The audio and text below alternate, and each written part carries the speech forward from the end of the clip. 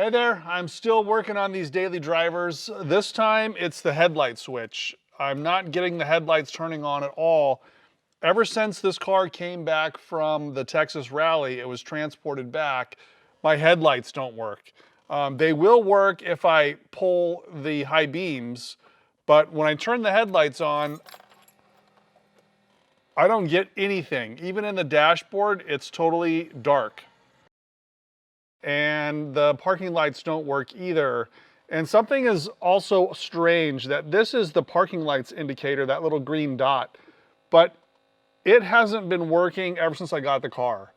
So something is definitely suspect with this switch. So to turn the headlights on, you pull this out. That's to turn them on.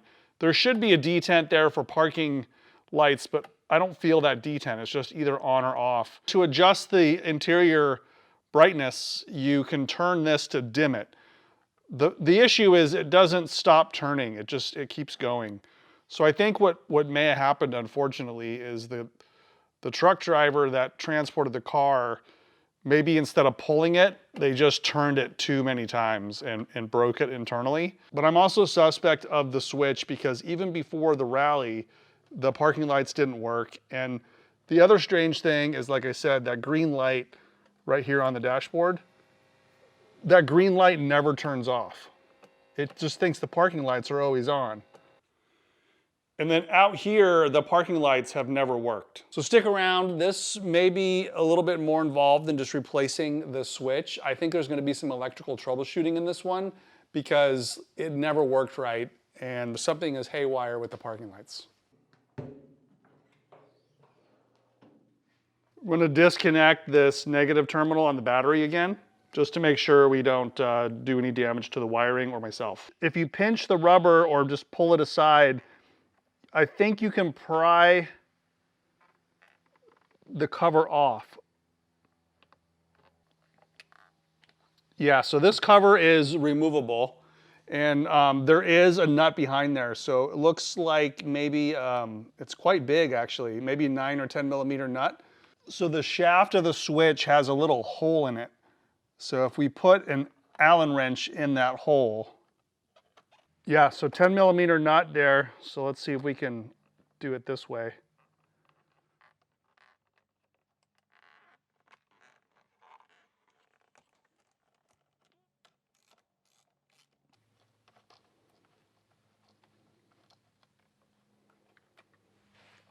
All right, so there is the knob with the nut loose inside. So we'll put that down here. And now the switch doesn't feel any better. You can push it and it springs back a little bit, so I do think something's broken inside. Now I don't have a special tool that goes inside. There's 4 holes for like a spanner wrench, and I don't have a special bezel tool. So I think what I'm going to try is some snap ring pliers, and we'll poke it in the holes there and just try to twist it out. See, those basically go right in the holes. So if we, push and turn at the same time, you can get this out.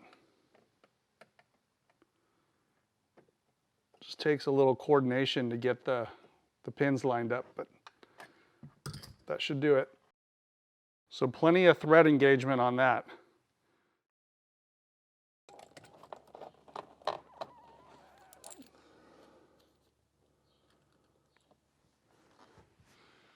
Okay, I'm seeing some washers there. These don't look like standard washers, but I'm not sure that's factory either. And it's got electrical tape on it all over the place. So someone has played with this before, and there's this, one of the wires looks like it might be new with a little fuse on it. So this might be for the radio, but there's a blade fuse there in this yellow wire. It's a 7.5 amp fuse, and it looks like it's going down into there. So let's pull this tape off and see what we get.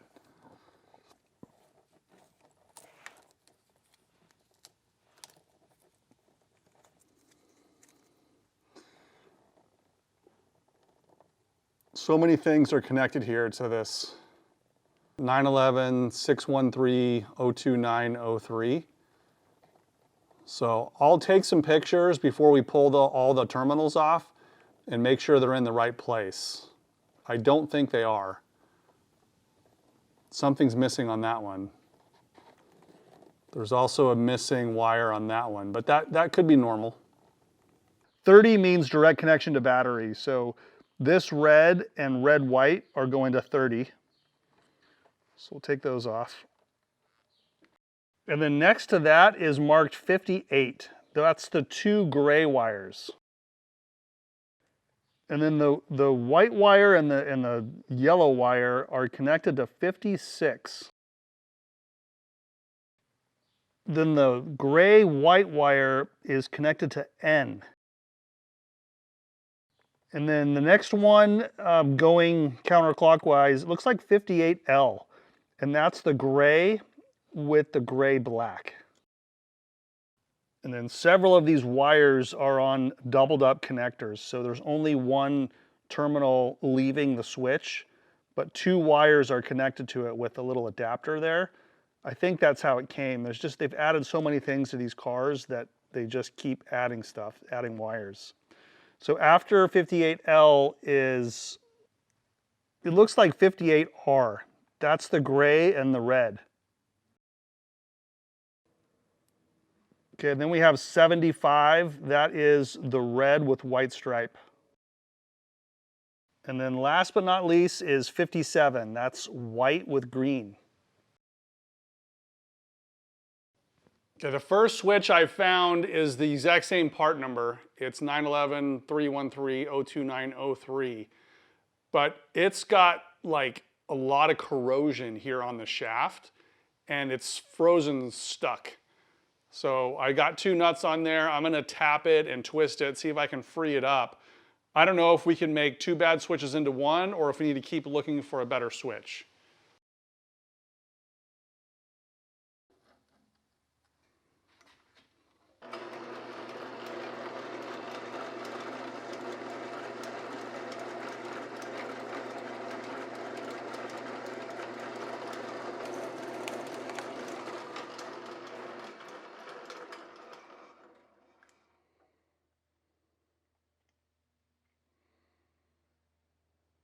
This is the one I took out of the car. There's a steel pin that's loose in this one.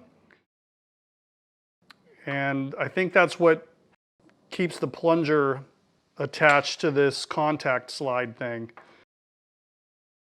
This one came apart totally different. This one, I think that pin is the one right there, but this one's got a bunch of twisted and bent parts in it. And I don't think I twisted it, but this one has a lot of broken plastic pieces, so I don't think this one's fixable. This one has a bunch of broken plastic pieces in it too, so I think both these switches are destroyed. There's just little plastic fragments everywhere. I need to go over to a storage place to get the switch, a better switch out of the red car, I believe. So while I do that, I thought it's a good break to show you the shirt. This one corresponds with this artwork that I finally got installed. It's mounted and looking really good. I decided to put it in this corner of the garage because this is where I kind of come in and out, and when I park the car I can look over and see this. It's really cool. It stands off the wall probably like ½ an inch, and it's got this great stainless hardware that holds it on. This is from Rennsport Design. I showed it here before, but I wanted to show it mounted on the wall. And then of course the shirt is identical design. They have gauge art and other art for many cars, so check out their website. I'm gonna put a link in the description below. So support small business and car enthusiasts like these guys. And then something else really cool showed up. Let me show you this.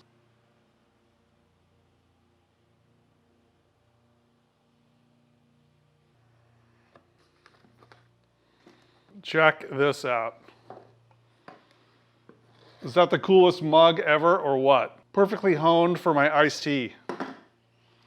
I'm not a big coffee drinker, but you know, I drink tons of iced tea and this is awesome. This is also an option that goes here on the bottom.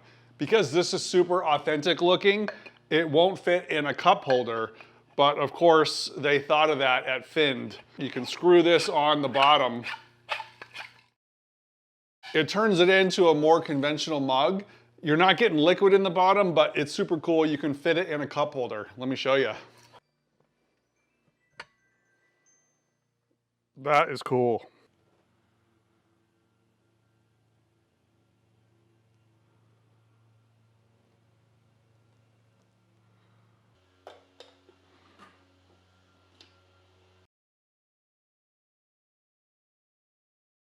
Here's the business card. It's at Find Mugs on Instagram and findmugs.com. I'll put a link in the description below, but definitely get one of these. Impress your friends. Awesome. All right, I got a good switch and I've got all the wires reattached again. And I did have to make a few changes to the way the wiring was attached on the back. There was a couple mistakes on there previously. So now when I hit the parking lights, that works. The indicator on the dashboard works. And then turn the headlights on, headlights are on. The key has to be in the run position in order for the headlights to turn on.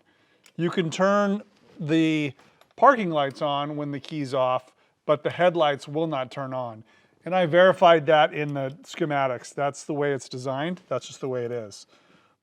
Everything is working great.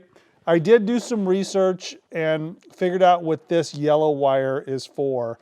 It is a fused connection to prevent the dimmer from creating too much heat in the switch. So the dimmer does work if you bypass this modification. Basically, these black and blue wires and blue and black, if that's connected to 58A, that'll dim all the dashboard lights. And that's the way it's originally designed. But this modification is probably a good modification. I think I'm gonna leave it on there because what happens when you switch this to full dim, you're basically just creating a bunch of heat in the switch and it can cause the switch to fail. So these switches are expensive. The other thing to do if you do have it enabled is just to leave it full bright all the time and it won't heat up the switch. Okay, now I'm set up with the dimmer function. So if I turn the switch, these do go dimmer. Might be hard to see on camera. That's full dim right there. Full bright, and then dim.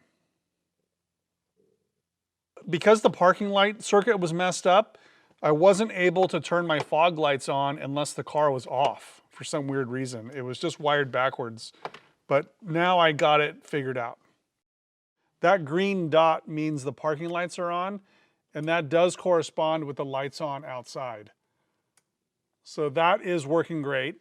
And then now when I pull the fog lights, this lights up here. And the fog lights are lighting up there in the garage. And then when I pull the lights on, we get the instrument cluster to light up. The mistake I found on the wiring is that these two red-white wires are supposed to be together. The red wire with the white stripe are supposed to be together, and I don't know if I can read it right now, but I think it's 75. Those are supposed to be together. The way it was wired before wasn't allowing, I think, my fog lights to work, and it wasn't allowing the parking lights to work. So I checked each one of these wires in the Bentley wiring diagram, and now it's working great. So I'm gonna go ahead and put this back together, be done. You should feel two detents.